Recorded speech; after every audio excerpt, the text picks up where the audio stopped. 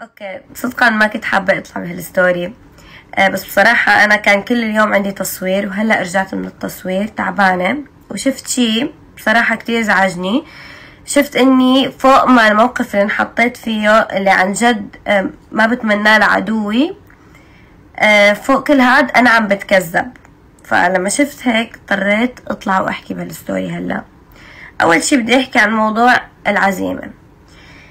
يا جماعة أنا إنسانة كرامتي فوق كل شي، أنا مستحيل أروح على مكان ما أكون معزومة عليه، مستحيل. أنا شفت غيث وسارة قبل بكم يوم من عرسهم بمناسبة معينة، التقينا، وأنا طبعا مو أول مرة بلتقي بغيث، أنا غيث بعرفه من شي 3 سنين، والتقينا وصورنا مرة فيديو على قناته، هو بيعرف. عزموني مثل ما عزموا كتير ناس هنيك على الحفلة. ومشان موضوع سارة اني انا شفتها، بصراحة معك حق انا شفتها فعليا، بس انا ما كنت حابة اجيب هالسيرة مشان ما اذيها. انا ماني طالعة اذي حدا، انا ما بدي اذيها وما بدي اقول انه هي بالذات اللي رفضت دخولي على الحفلة. انا فتت لقيت في كان زفة للعريس، وكانوا كل الحفلة برا، كانت فعليا كل الشباب برا وكلهم شافوني بدون ذكر اسماء. انطرت لحتى يخلصوا ودخلوا، اجيت انا بدي ادخل لقيت سارة جاي من وراي، قلت يلا ها هي سارة اجت بنسلم عليها كذا بنبارك لها قبل العجقة اللي رح تكون جوا. قربت هي سلمت على الاشخاص اللي معي وانا عملت حالة مو شايفتني تماما، صرت ناديلها سارة سارة، طلعت فيني بهالطريقة بالضبط. انا هون عرفت وفهمت انه انا مش مرحب فيني بهالحفلة، وانصدمت بصراحة. فرحت وطلبت سيارتي من الباركينج. فمثل ما كنت عم احكي لكم، انا طلعت عم استنى سيارتي لحتى تيجي من الباركينج. هون بيجيني الاتصال، بيقولوا لي انه سارة بالذات هي اللي ما بدها اياكي تدخلي على الحفلة.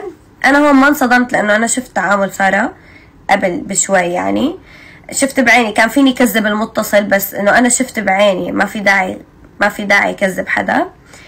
فانا هون حملت حالي ورحت على البيت، وانا مو سكيورتي اللي بيمنعني ادخل. انا لو ما شفت انه انا مو مرحب فيني بالعرس، مع اني معزومه بس مو مرحب فيني من قبلها، هي اللي ما كان بدها يعني ادخل على الحفله.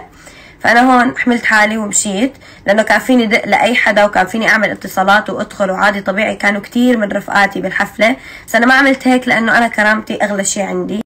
وكمان كتير مهمة لازم اوضحها، انه انا لو مو واثقة من عزيمتكم الي كان ما نزلت من الصبح ستوريات اني انا عم بتجهز. صار كل العالم تعرف انه بيسان حتكون متواجدة بالحفلة.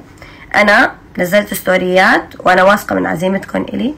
اوكي لنفترض انتو ندمتوا انكم عزمتوني او خجلتوا وات ايفر، كان فيكم بكل بساطة تبعتولي مسج باي حجة كانت، وانا حاتقبل وحقدر ظروفكم اللي انتو فيها، بس مو تستنوني اوصل على باب الحفلة والعالم كلها تعرف انه حكون متواجده بعدين ما يشوفوني بالحفله، وتصير بلبلات وتحليلات وتصير في تلطيشات حكي اللي انتم اوريدي مجهزين انه تلطشوها والعالم تصير تحلل. ما توقعتوا اني انا اكون صريحه لهالدرجه واطلع احكي بالموضوع، لانه انا فهمت شو غايتكم من هالحركه، لهيك طلعت ووضحت بكل صراحه. وبعدين كان فيك تطلع بوجهك على الستوري وترد مثل العاده، ما كان لازم يعني ما كان بالضروره انه تروح لعند قناه وتستعين برفيقك المقرب لحتى يصف معك وما يسمع من الطرفين.